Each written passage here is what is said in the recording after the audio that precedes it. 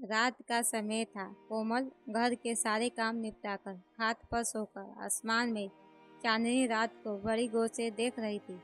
वह सुबह की घटना को सोचकर विचलित थी। कोई अपना भी नहीं है जिसके कंधे पर सर रखकर वह रो सके, अपना मन हल्का कर सके। उसे उस समय नरेश बाबू याद आ रहे थे। काश नरेश बाबू यहाँ होते, मैं उनके कंधे पर सर रखकर रो लेती, अपना मन हल्का कर लेती, क्योंकि सिर्फ वही है जो पराए होकर भी अपने हैं। 3 बरस की थी तब उसकी माँ चल बसी। बाबूजी को उससे ज़्यादा लगाव नहीं था, जो उसके नाम पर सारी जिंदगी बिन ब्याहे बैठे रहते। इसीलिए माँ के मरते ही उसके बाबूजी ने दूसरा ब्याह कर लिया। सौतेली माँ पढ़ी लिखी नहीं थी, गरीबी में पली बड़ी थी। सोचा था गरीब घर की लड़की आएगी तो घर को अच्छे से संभालेगी, परंतु सौतेली माँ के तेवर ही बदल गए। हवेली में आकर ठकुराइन बन गई थी। जो पैसा तो अच्छे अच्छे के नियत बदल देता है। फिर तो सौतेली माँ ने अपने मायके में कभी इतना पैसा देखा ही नहीं होगा। फिर नियत बदलना तो स्वाभाविक है। खा खा कर मोती सांड हो गई थी और अपने मायके वालों को हवेली में शरण दे रहती थी। रिश्तेदारी में उनके फूफा फूफी और उनका बेटा, जो बाबूजी के मरने के बाद से हवेली में ही डेरा डाले हुए थे। फूफा एक नंबर का दारू पियक्कर था और उनका बेटा भी कुछ कम नहीं था।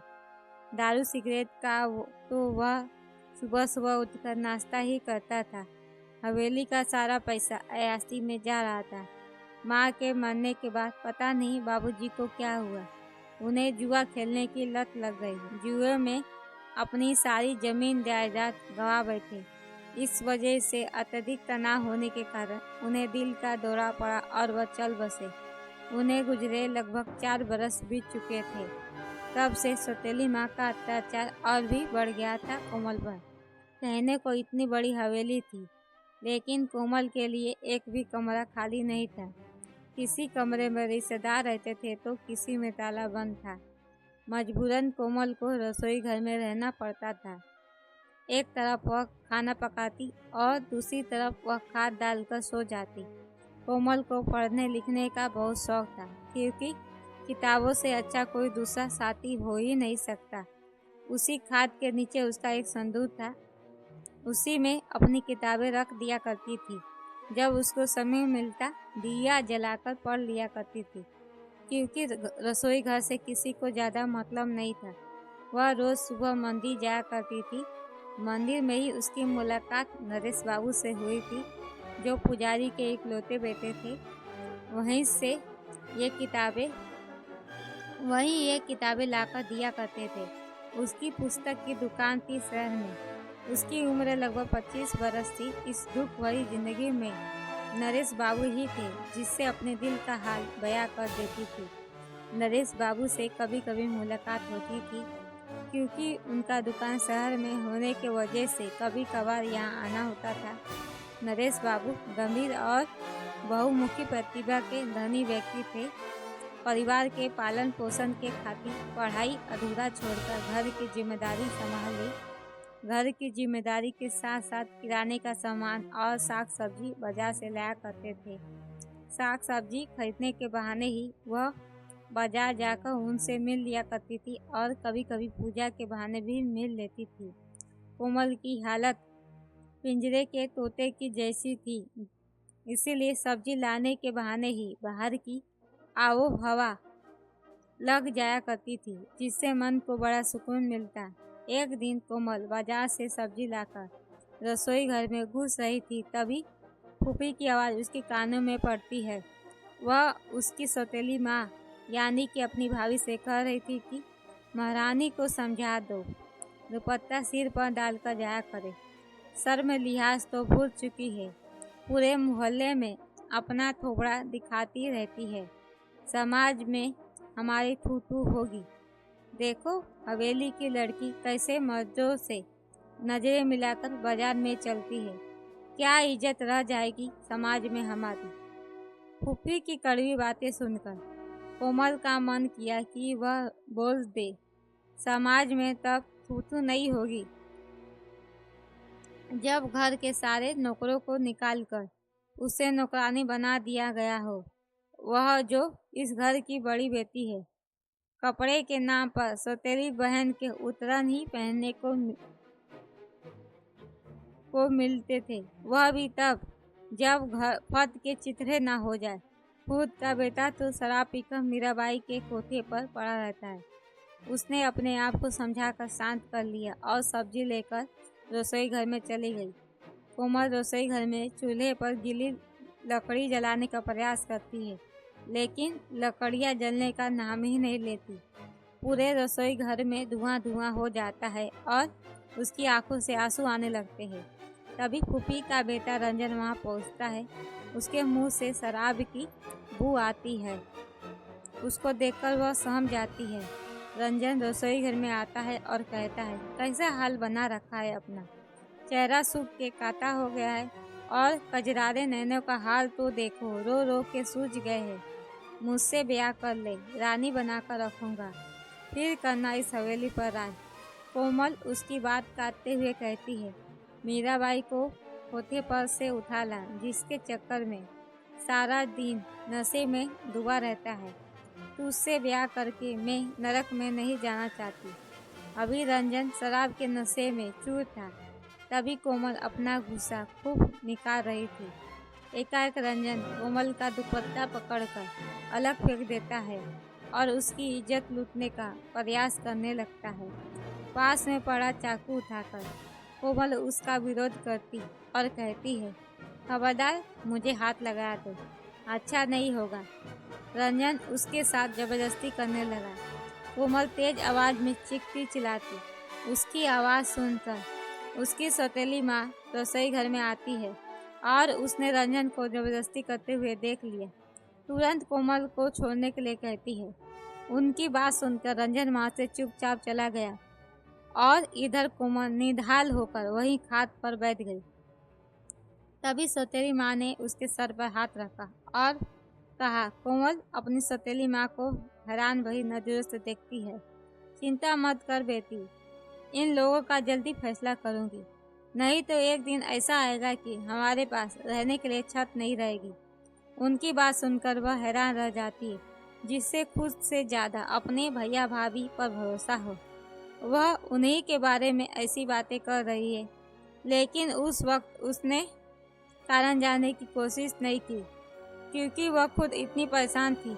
उसे कुछ अच्छा नहीं लग रहा था। सुबह होते ही वह पूजा के लिए मंदिर गई। वह शायद उसकी किस्मत अच्छी थी।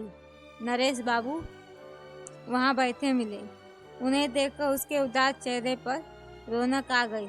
वह मंदिर में पूजा करने के बाद नरेश बाबू के पास जाकर बैठ गई।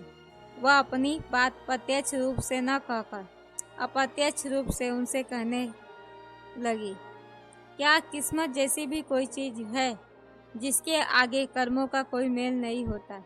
नरेश बाबू पढ़े लिखे इंसान थे। वह कोमल के बात का जवाब बड़े ही सहमित भाव में देते हैं।